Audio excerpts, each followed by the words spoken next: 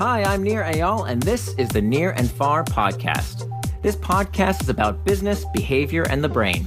On this show, I do a few things. I read quick articles I've written about topics shaping your behavior.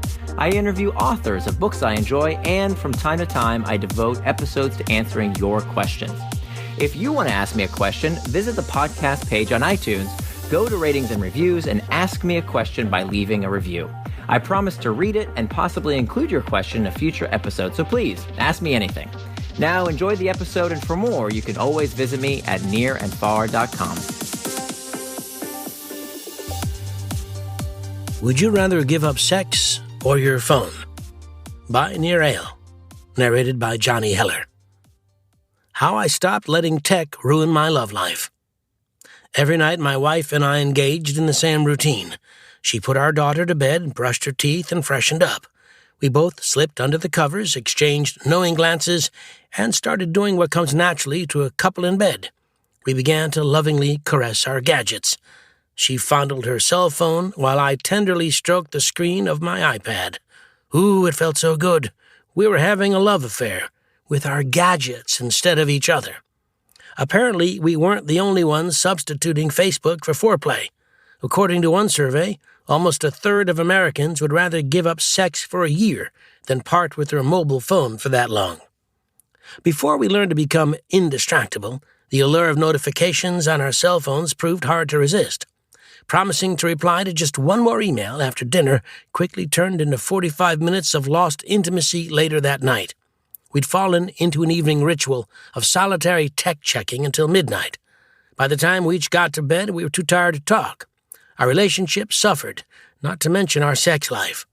We were among the 65% of American adults who, according to the Pew Research Center, sleep with their phones on or next to their beds. How to be an indistractable lover. Since habits rely on a cue to trigger a behavior, action is often sparked by the things around us. We decided to move our phones from our bedroom to the living room, and with the external triggers gone, we regained some control over our techno-infidelity. But after a few phone-free evenings, I began to notice a stressful anxiety. My mind became occupied with all the things calling for my attention.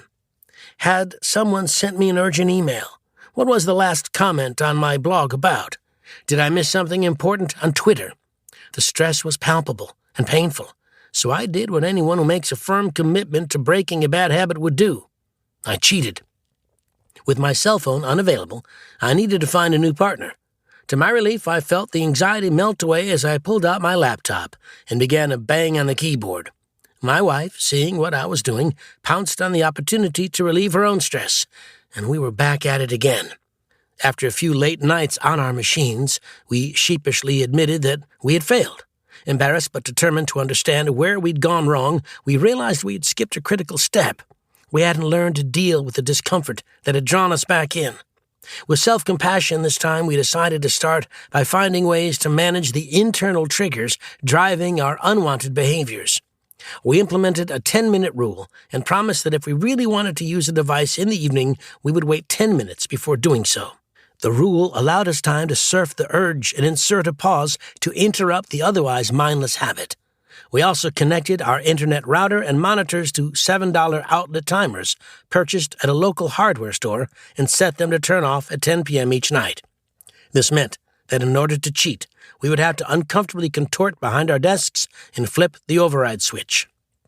We learned to cope with the stress of stopping our compulsion to use technology in the evening, and over time, it became easier to resist. We scheduled a strict bedtime, claiming the bedroom as a sacred space and leaving external triggers, like cell phones and the television, outside. The outlet timers that turned off the unwanted distractions made compliance with our commitment something we came to expect every night. We began to use our reclaimed time for more productive purposes as we gained greater control over our habits. Though we were proud of our tech-blocking invention, many routers, like the Arrow, now come with internet shut-off capabilities built in. If I lose track of time and try to check email after 10 o'clock, a message from my router reminds me to get off the computer and go snuggle with my wife. Distractions can take a toll on even our most intimate relationships. The cost of being able to connect with anyone in the world is that we might not be fully present with the person physically next to us. My wife and I still love our gadgets and fully embrace the potential of innovation to improve our lives. But we want to benefit from technology without suffering from the corrosive effects it can have on our relationship. By learning to deal with our internal triggers, making time for the things we really want to do, and removing harmful external triggers, we were finally able to conquer the distraction of technology in our relationship. Thanks for listening to this episode of the Near and Far podcast. You can always find more at my blog, nearandfar.com. And don't forget, if you have a question you'd like me to explore in a future episode, leave me your question in the form of a review for the podcast on iTunes.